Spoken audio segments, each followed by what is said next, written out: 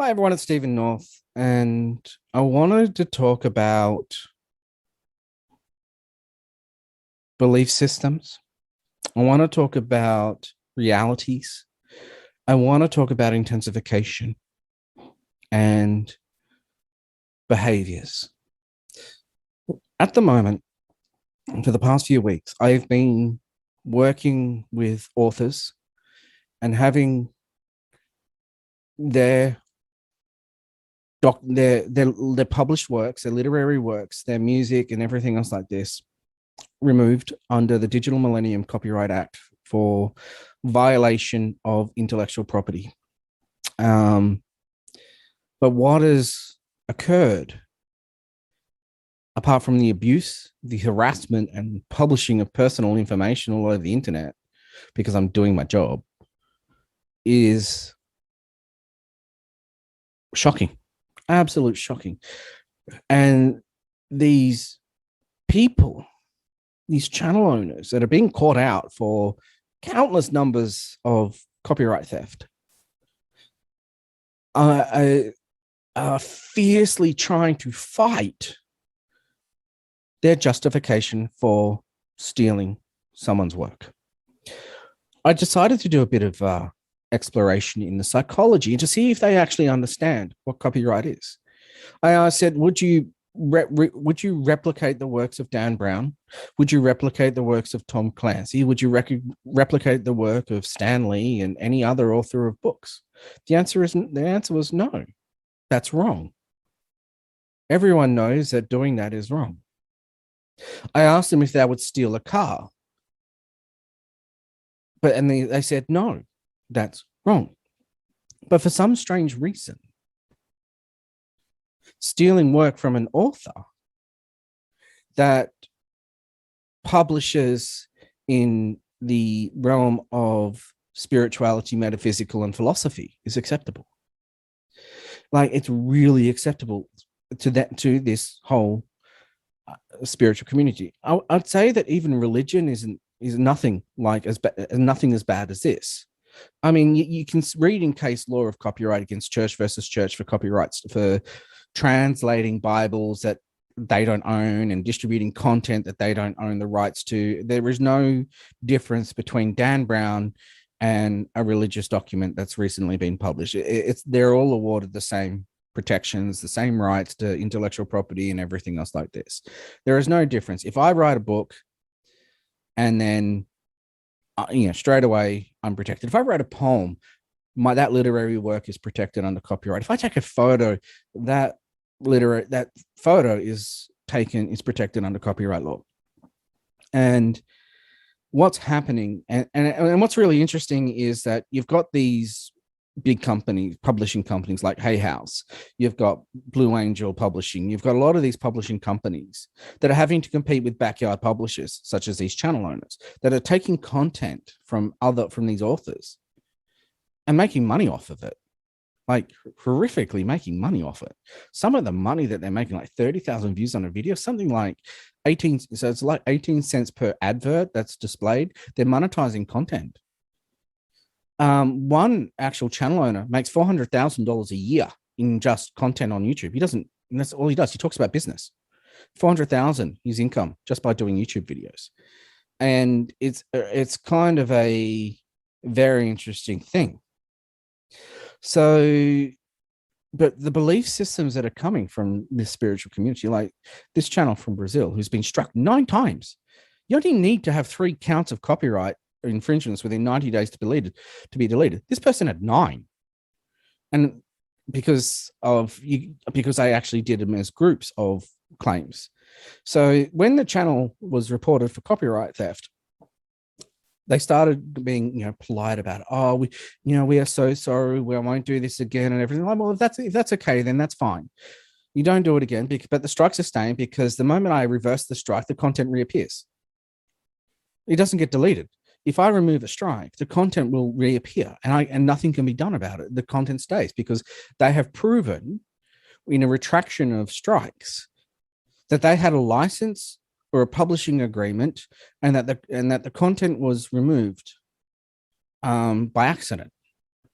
So in this case, the author that I'm working in this particular author that I'm working with, I said there's only one person that has the authority to translate. They have an agreement there, and another person has the approval to publish content on their website, which has come in handy to prove that they own copyright. But what is occurring is the belief systems of, like, here, there, because an author is reclaiming their rights, their sovereign rights as the author, and saying, you don't have permission to distribute or create derivative works of my content. I own the content. It is my work. I have written it. These people are saying, go away. We don't care. We will steal your content. We will steal your content. And they're fighting. The amount of abuse that I've received, the harassment, the cyberbullying that I've received from these people is, and the bribes. I've had offers of money to remove strikes. I mean, I could just be as corrupt as these people and say, oh, yes, it'll cost you $2,500 to remove a strike, US dollars, just hand it up. It's not about the money. It's about the morals and ethics. It's some of the comments on this one particular channel is, there's one that I've liked down below. It goes, in my view, a channeler would at the very least be a person with the highest consciousness. So I see that either you guys were wrong in publishing without authorization, or they were wrong in the said channeling.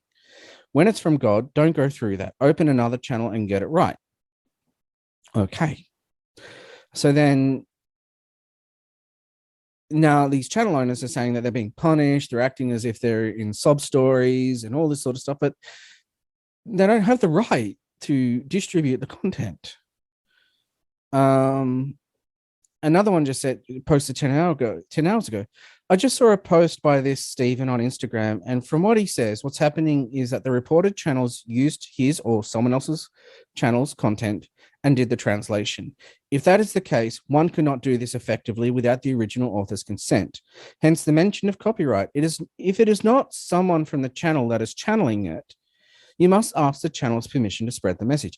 And this is what's really interesting, because I'm having to do so much work, because one person who was constantly plagiarizing and changing everything, who's since been deleted because I proved that they were doing it. And I'm going to use this as a great example. One author channels Ascended Master Hilarion. They write down their messages and publish it to their website. That author owns that message, that content, that literary works, that published works. Now, if another author channels the Ascended Master Hilarion, I have to make sure that the author I represent is the author of that content. But if it's not the author of that content, I move on.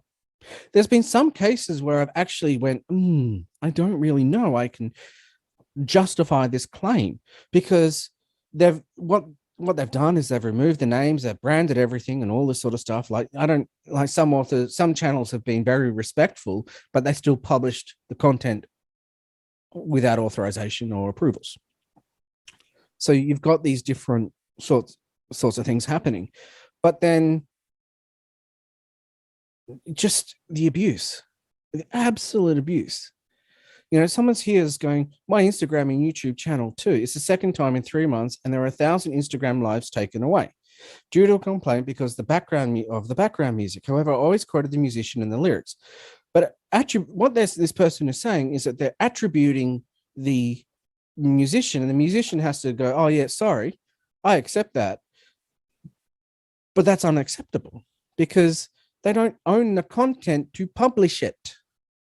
They don't have the rights. When you're becoming a publisher like this, you must own the content. I learned this when I started DJing. When I was DJing, I would have the same. I actually had the same mentality. But I'm promoting them. I'm advertising their music. No, I'm publishing their music without the approvals, without authorizations, because I do the recording, I upload it, I make it available for download. That means that someone has access to that song without paying for it. I've distributed and made a public performance by publishing it to the internet, because that's making it public, of someone else's content to promote myself. And that's not acceptable. It's very interesting because the same thing happens when you're doing podcasts. Because in podcasts, if you do not have a license to distribute the music, to play the music in your content, in your podcast, then you can't distribute the content. You can't distribute the podcast. Because in some countries, you're not authorized, depending on the licenses, you can't play that song in that country because the license has forbidden that country to play to have that song in it, which is very interesting. So you jump on a VPN, whatever, and it gets very complicated. But you can't have music that you do not belong. In fact, in one experience, because I'm on music distribution lists, I used a song that I received from a record label, use their song in my podcast because I thought this would be a great idea. You know, I'm a DJ. I'm going to promote this new music that I like and talk about that sort of stuff. And the video was blocked and deleted. I appealed it because I had the authorization from the record label, as I wrote them an email saying, you know, you've distributed it. I've used it on my podcast and your aggregator has blocked me. There was nothing I could do because the aggregator constantly blocked and deleted the content. I ended up removing the song from my entire podcast and uploaded it. But yet I had approval from the record label for the purpose of distribution and advertising the artist's music. But the aggregator said no. And so that was up to them. I'm not stuffing around with that. But you can see that there's always these issues. But what is really interesting is these belief structures in that they believe that they have the right to steal, to distribute, to rework other people's works because it has an identity. An identity is like Mother Mary, Saint Germain, whatever. Now, if you didn't know who this author was, why are you using their content? Oh, because it's a dispensation of a divine being. Well, to be honest, the Archangel Metatron is merely a concept. It doesn't exist. The consciousness exists, but the whole concept of Archangel Metatron was just merely to introduce it to humanity so they have a reference point as to who it is. So then, and there is this paradigm of belief that the moment that someone reaches a certain identity in consciousness, that they stop there. I'm channeling Archangel Michael, but are you really? Who is Archangel Michael? Archangel Michael is Manjushri. Archangel Michael is the Egyptian god Horus. Archangel Michael is this, also known by this. So if this is the concept, and you've got all these different identities, then who the heck is behind it? What is behind it, or what is through it? Go through the identity. So what's happening? So even then, just because it comes from them doesn't mean you have the right, because churches have been in court for stealing for copyright. So if a church can be fined and prosecuted for copyright, so can these people. The thing is, what's also interesting is they're not appealing these decisions. If they believe they are in the right, they can appeal it. They can appeal the decision. Now, if one author has said, no, not acceptable, that's the channel's lesson. It's the owner's lesson. It's their lesson. Now, you've got a complete massive shift in reality right now on this earth. I know. I created it. And you've got the likes of Shiva, Lord Shiva, the ultimate reality, that there's no stuffing around. It is the most toughest lessons you're going to experience. And these are the lessons. The destroyer of realities, destroyer of worlds. When you look at Hinduism, their gods are not light. Like, they're light if you show respect. Like Goddess Kali, she will cut you up if you disrespect her. But when I've worked with Goddess Kali, oh my gosh, I've been in tears because the amount of love that's there. If you don't show respect, how do you expect to have respect from the deities back? Some people of these authors have rolled over and been kicked to the ground by these attitudes. And it's just not on. These people are doing the most hardest work. These teachers sacrifice all the time to help people. And the people just go, yeah, we can take it because that's whatever. You don't deserve anything. Oh, yeah, we're doing this. Yeah. Oh, yeah, it's okay. And it's just, they believe that they're doing important work by standing on the shoulders of someone else and not even understanding the message. Like, how much more disrespectful and unethical can someone be? So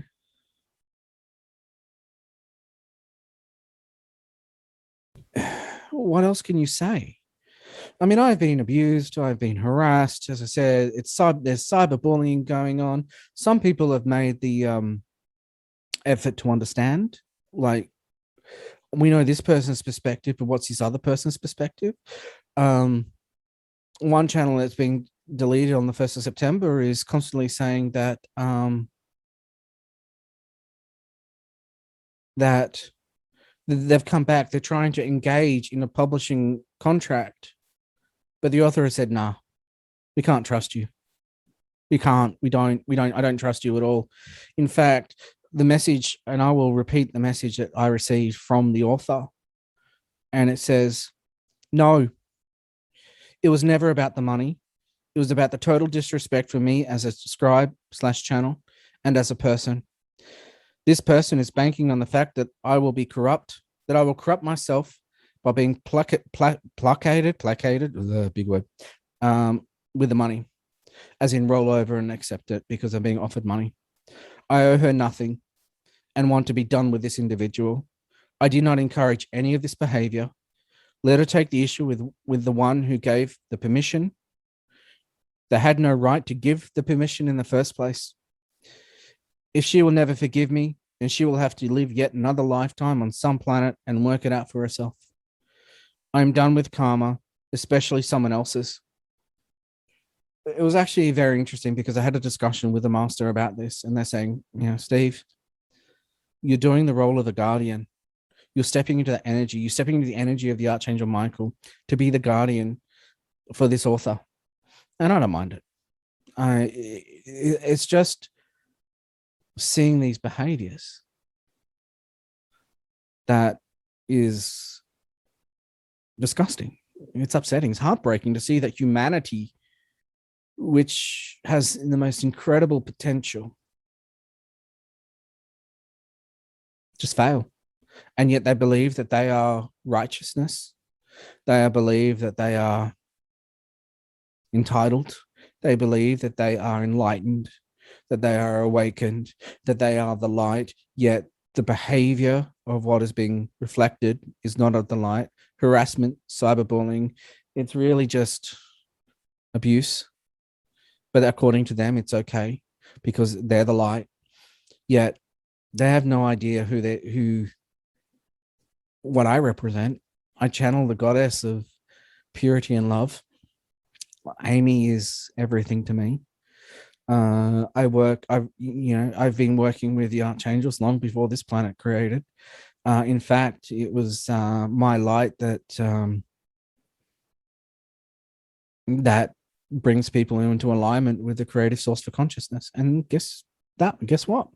The creative source of consciousness, which changes realities, is me. It's my energy. It's my whole system. The future of humanity. This is not the future of humanity. This is not spirit. This is schoolyard bullying. And from their actions, from the harassment, and the bullying that they're doing, that the channels deserve to be deleted because they're not doing the work.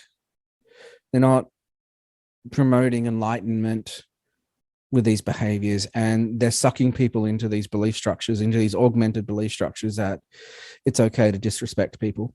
In fact, what I might do myself is start stealing all their content and start promoting it and saying, oh yeah, I'm okay with this because they've said it's okay. They've given me permission, because they do it too.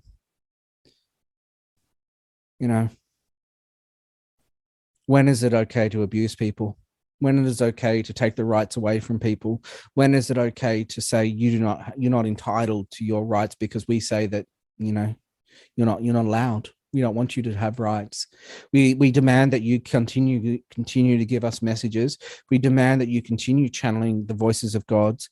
But you know what? We're going to continue abusing you because we will take and take and take and take from you. When they're promoting that it's about giving and receiving, they aren't demonstrating the light. They're demonstrating just abuse, how to be abusive, how to be entitled, and that they are the new elite. I'm tired of the abuse.